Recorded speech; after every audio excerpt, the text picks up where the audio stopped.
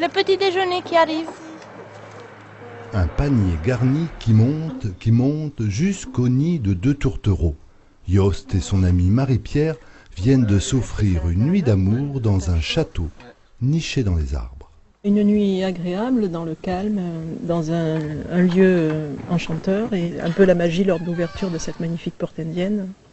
Et c'est vrai, la première réflexion de Jost, ça a été, c'est comme si on entrait dans un rêve.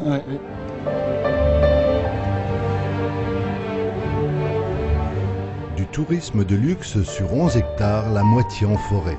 3 hébergements insolites haut perchés, construits en mélèze et douglas, avec spa sur les terrasses, excusez du peu, et 180 mètres de passerelles posées le long des douves d'un château disparu.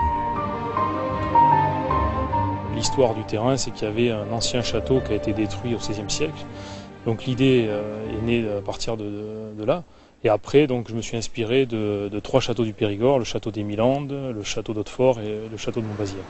Rémi est charpentier de métier. Après 7 ans de compagnonnage à travers la France et la Hongrie, il revient au pays en 2004. Il crée alors sa propre entreprise.